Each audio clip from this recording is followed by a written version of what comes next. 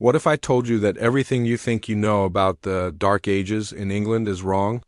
Forget the idea of a land plunged into chaos and ignorance after the Romans left. Forget the simple story of Anglo-Saxon invaders completely wiping out the Romano-British culture. The real story, the one archaeologists and historians are piecing together right now, is so much more fascinating, complex, and honestly a lot cooler.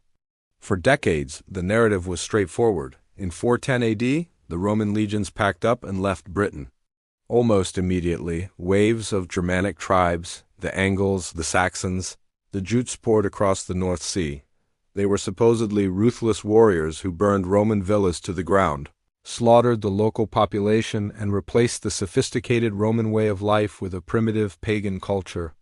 This period, from the 5th to the 11th century, was labeled the Dark Ages, a time of supposed backwardness before the Norman conquest in 1066 brought civilization back. But this picture is deeply flawed. It's a story largely written by later chroniclers like Gildas and Bede, who had their own religious and political agendas. They weren't writing objective history. They were crafting moral tales. The archaeological evidence, however, tells a very different story. So, what really happened when the Romans left? It wasn't an abrupt shutdown. Think of it less like a switch being flipped and more like a slow, gradual power down. The centralized Roman administration crumbled, yes. The economy that relied on shipping goods across a vast empire collapsed. People stopped using coins for a while, not because they became primitive, but because the economic system that required them had disappeared. But did the people disappear? Did Roman culture vanish overnight? Absolutely not. Recent genetic studies have been revolutionary. They show that the Anglo-Saxon migrations weren't a massive population replacement. It was more of a cultural and political takeover by a relatively small elite group of Germanic warriors and their families. The vast majority of people living in what became England had DNA tracing right back to the original Celtic, Romano-British inhabitants. They didn't all get pushed into Wales and Cornwall as the old story goes. Most of them stayed put. So why did they start speaking Old English and adopting Anglo-Saxon customs? It was a classic case of cultural assimilation. The new bosses, the Anglo-Saxon chieftains, brought a new language, new laws, and a new style. To get ahead, to trade, to be part of the new power structure, you adopted their ways. It's like how English became a global language today, not through conquest alone, but through influence and necessity. People didn't stop being British. They just became English over several generations. And what about those burned-out Roman villas?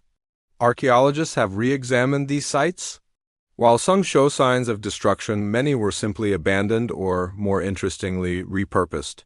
Imagine a grand Roman villa with its fancy mosaics and underfloor heating. That system required a massive support network, specialized craftsmen, a stable economy, and lots of resources. When that network vanished, the buildings became impractical. So people didn't necessarily burn them in a fit of rage. They might have stripped the tiles for a new roof, used the sturdy walls to build a new wooden hall inside, or turned the courtyard into a pen for their animals. It was adaptation, not mindless destruction.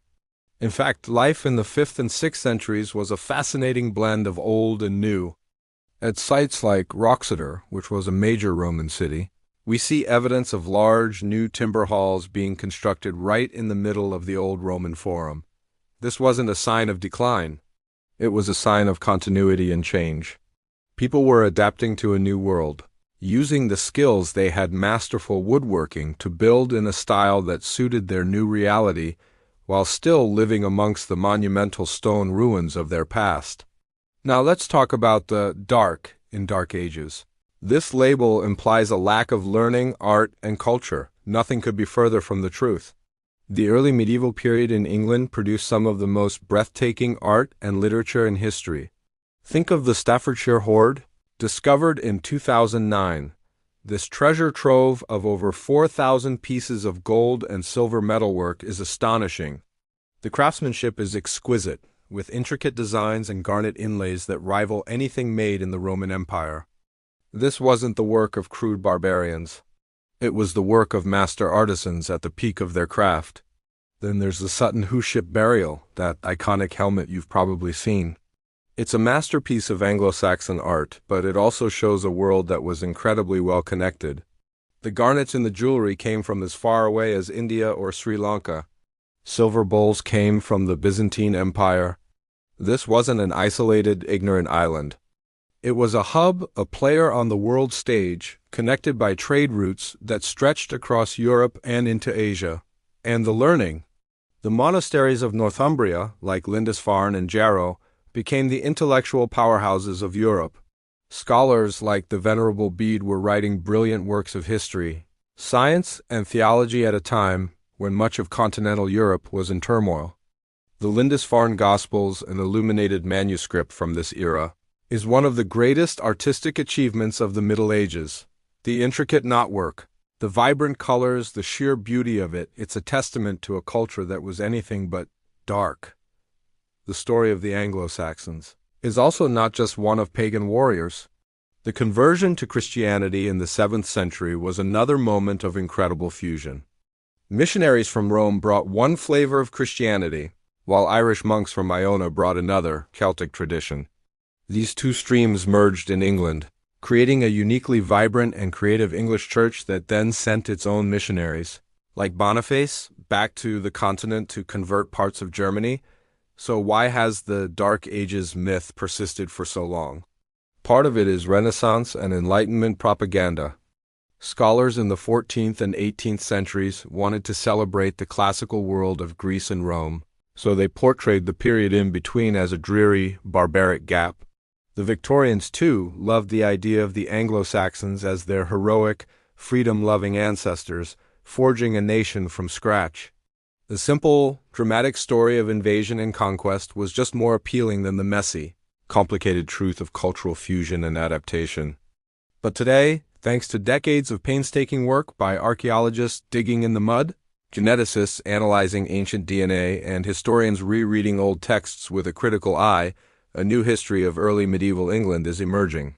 It's a story of resilience, not ruin. It's a story of connection, not isolation. It's a story of incredible creativity and adaptation in the face of profound change. The people who lived in this period weren't brutish thugs stumbling around in the dark. They were farmers, traders, poets, kings, monks, and artists. They navigated the collapse of one world and built a new one from its foundations. They created kingdoms, laws, a language, and an identity that would ultimately lay the groundwork for the England we know today. The so-called Dark Ages were, in reality, a vibrant and formative crucible of cultures.